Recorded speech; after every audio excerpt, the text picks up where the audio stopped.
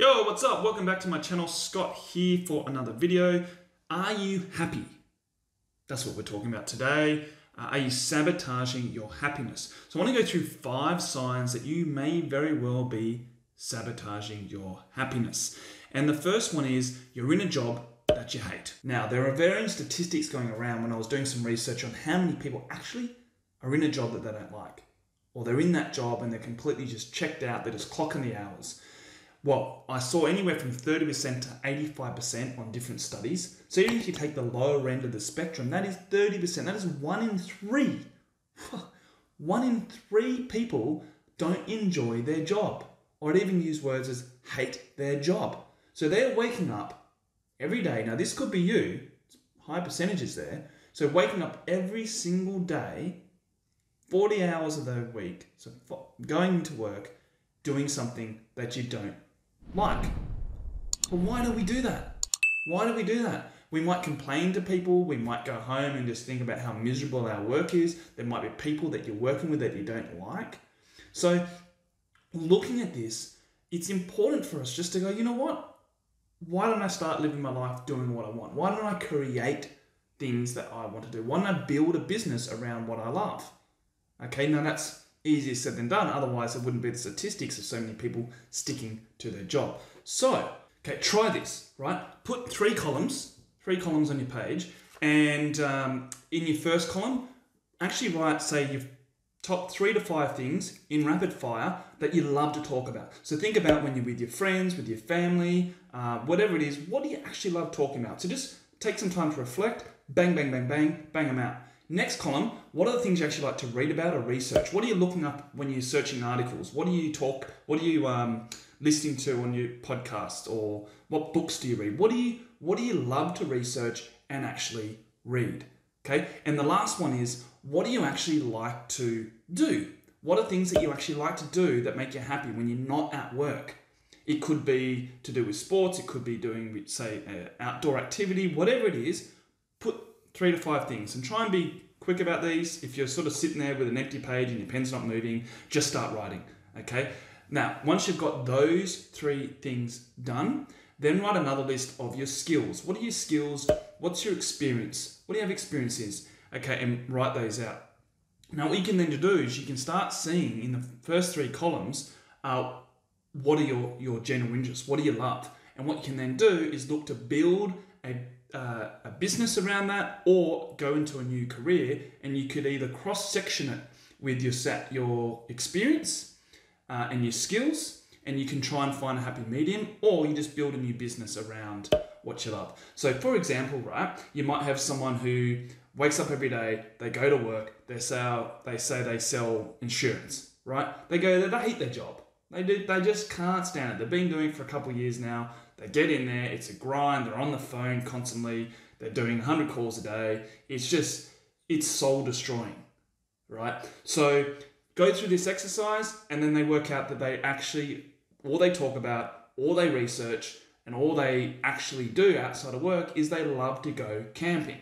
So what you can then look at is, okay, well, if you love camping, how good would it be if you could either A, use your sales experience and sell camping stuff, or maybe open camping online. You could do an e-commerce store with camping, or you could actually do, say, camping adventures, things like that. And if you're worried about the money side of things, start a side hustle. We have over 160 hours in our week, right? So if you're doing 40 hours of work, and then you're doing, say, 8 hours a day sleep, 8 times 7 is whatever that is, 50 something, right? They've still got a lot of hours left. Okay, so if you can just find 10 minutes of those leftover hours to work on the side hustle, great, then do it. Take action.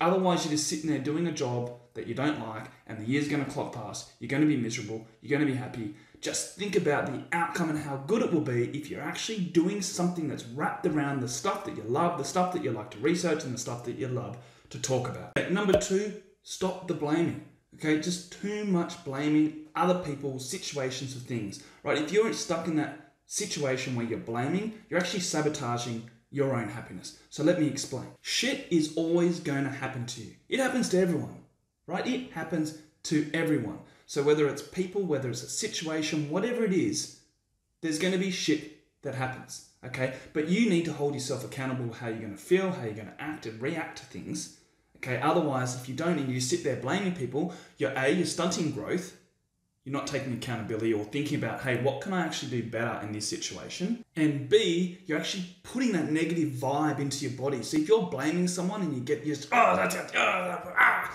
person, this person, and that, and then you go bitching to your mum about it, and you bitching to your friends about it, and just, and you get this state where you just blame, you're putting that energy into your body. You're choosing to feel that way, right? So there's a few things here that can sabotage your happiness by blaming other people, right? So Susie is continuously late, right? She gets up in the morning, she races out of bed, she jumps in a car, she rushes through the traffic jam.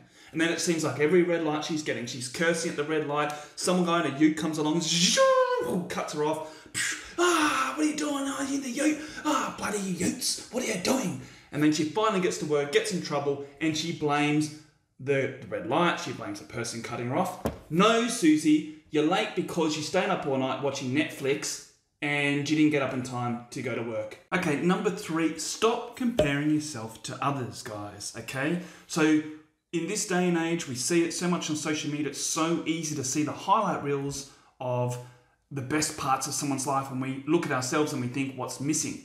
Rather, we want to actually just compare ourselves against our yesterday, right? Look at how we can grow, how we can improve as people. Take the time every morning when you get up and practice gratitude for what you have in your life. And then focus on how you're going to improve your life that day. Increasing, lifting the bar, raising the bar on yourself. And I know it's hard, it's very difficult in this day and age. Hell, I even do it and catch myself doing it as well.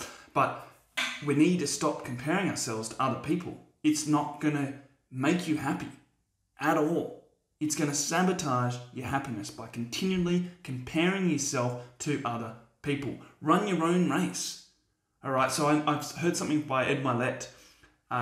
If you haven't heard of him, definitely check him out. He's awesome. And he talks about how when he dies, in a hypothetical situation, when he dies, he wants to meet the ideal version of what was designed as the best version of what his self was meant to be. And for him, he wants to be as close to his ideal version of himself. So you compete yourself against that. Set the vision, set what you actually see yourself as being, as your best person, and strive towards that incrementally, day in, day out, and just go through that. That is the best way to do it. Look at the growth that you want, look at the improvements, and keep heading towards that ideal version that you see for yourself. Right, number 4 is to dwell on the past. Definitely, I from personal experience can say that this sabotages your happiness. For those that know my story, I went through hell, what felt like hell, for many years until I actually started to make changes. And for me, it was thinking about this past and all this shit that had happened, and it was impacting my present. And I was just dwelling on things, and I was on this, 3 or 4 major things that are happening to me that were just on repeat over and over my head, actually growing and manifesting and making them worse to the nth degree, which I'm sure some of you people can feel that, right? How that can actually sabotage your happiness. So staying on the past and dwelling on the past is not going to bring you any joy. Okay, yes, you can confront. If you want to confront it, do it swiftly and work out what you can learn from it to move you forward and push you forward.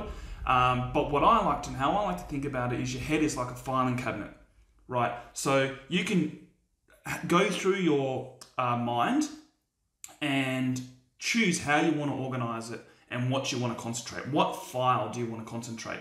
So for me, I'm all about the best version of myself and where I want to be. So I will now organize files that are going to help me get to that. So I'll create memories, I'll create thoughts, I'll create things that I want to think about that are going to move me closer to the ideal version of me, that improve me. And what I found is bringing up all this past shit and past crap is not going to actually do that. So I want to decide what I'm going to think about. And generally what I'm going to think about is going to impact how I'm going to feel. And how I'm going to feel is actually obviously going to determine my overall mood and ultimately my personality and personality traits. Really good to check out Joe Dispenza. He talks about that quite he's quite articulate on it, so which I'm clearly not. So best to check that out. But I really love that philosophy where you can choose how you want to think and what you want to think about, and really organizing your mind to be able to do that. Game changer. All right, number 5 of sabotaging your happiness, and this one is trash talking to yourself. That inner critic in our head, we've all probably heard what the inner critic is, and a lot of times that voice in your head that's telling you you're not good enough, it's telling you you can't do it, that's feeding you this information. Sometimes, a lot of the time, actually in your subconscious, so you're not aware of it, and then it just keeps building and building, and it's just trash talking to yourself.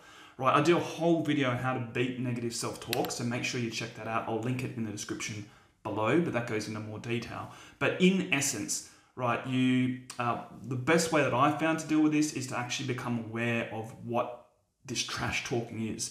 The Scott trash talker in my head is actually saying to me. So I actually sat down, continually will do this, sit down in the process of inviting the trash talking to come to me. Then I'll make note of what they are. Because then once I know what they are, I can practice being aware of them. So when they come into my mind, I can flip the script, and I'll actually have counter arguments to how I'm talking to myself. So if I'm saying, I'm a piece of shit, or I'm never going to have the success of X, Y, and Z coach, whatever it is, I'm not going to build a 8-figure business and go from, say, 7 figures to 8 figures, or 8 figures to 9 figures, whatever it is, right? I will then come up with counter arguments for that. So when that comes into my head, boom, I can flip the script on it, jump on it straight away, nip it in the bud, and actually create the thoughts that I want to actually create. So I'll talk to myself in a positive light, an encouraging way, like you'd be talking to someone that you love. If you're giving advice to someone else, they're asking you, hey, I'm a piece of shit. Hey, I'm not good enough to get that promotion. Hey, I can't step out of my comfort zone from the cushy job that I'm in and start a business around what I love, because of I'm not going to be good enough. I'm not going to earn enough money because it's going to impact my family. All this crap that you're telling yourself, you can counter that with logical arguments that you can, boom, use straight away as soon as those thoughts come in. So you practice this process, but the first thing is that awareness, right? So if you notice yourself, that inner critic, you're trash talking to yourself, that is a sign that you're actually sabotaging your happiness. So again, check out the video below because it does go into a lot more detail about that. So that's it for this video. Check out these videos over here to continue watching some more mindset, habits, and success videos. And I will catch you in the next one. Take care.